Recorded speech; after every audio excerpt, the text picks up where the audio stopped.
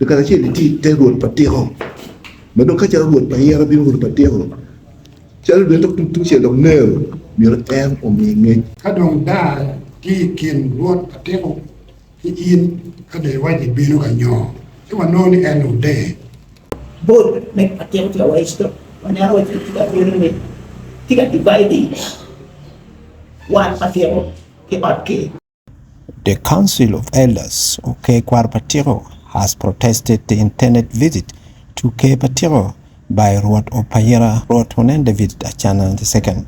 Rwot Honen David Acana is expected to visit his nephews at Patiko tomorrow at the home of Rwot Collins Atiko Mutu II in Kanyagoga, White in Gurusiri. The elders of Kwaro Patiko said that the visit is ill-intended as Rwot Patiko is not aware on the development. Kita wano ti ko di Patiko lok chaka ki board ki ot maginwalo ye Rwot ka lok tie board bedu loko kama gutie one gitie ko kama pe gutie one irifari board de kana che ti te Rwot Patiko ma don ka cha Rwot Payira bi Rwot Patiko cha lu de tu che dong nero mi em o mi nge ma ti wek yup kama lu ti no ma me ti yup ben ba ti yo ario achel ki jole cha nero muno chulu ngi ke jole ke nero ario ki jole cha Rwot mi ke mu kere e do ni ke mu kere ke Payira ki ke Patiko ni mo pon kingi nero ke nero only 3 days ma lo me lo eni pero ate me jole en birulam chama ya chu chwa mir ni en kit di pa ko ro ma chonni wo ku bi chara nyim Patiko na ya pyo nyu char chi po me ro wan ma chak char tin pa me ro chara wo juma jo ki de ni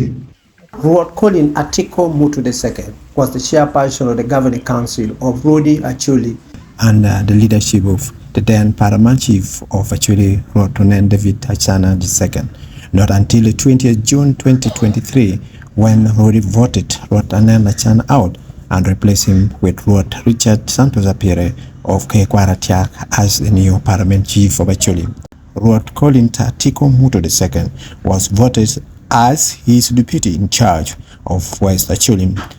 The elders Kwaro Patiko are saying the visit by Rwot Honen David Acana to Patiko should be called off as they are not ready at this time to receive him. They said it is until the impasse at Kwaro Acholi is resolved amicably, because this will fuel conflict among the peaceful clan members of Patiko. lim kador me Payira David Nena Chana na rio me biru gang pa muru ni liel poke neni wanoni pedie ke intention mabe pingo tori mwa adido nero to nera etelo yo wieti chero kapenyo teto pa ke yune nyo ke yune the man to ne yi beru pake wakakaro malaj chinge yok te chake manong na kinrudi kadong inoni ni dong ibini liel gang pala wori pao tika tele kwede Ngat ma wano no pore me jolo Rwot Acana ene Rwot Patiko Rwot jolo Rwot na wore Rwot bene logo ki Rwot na wore chi dong wa bino no ni la dit Rwot Acana leo mi mit ki Rwot na wore tika bino dong ka donyo ki pot ki piano matino en mini do pa de piano ku both make Patiko to away stop when I was to the pyramid, tiga divided one Patiko ke okay. Kun one macam boat any walk okay. Kun bedong tiga pokok one boat to go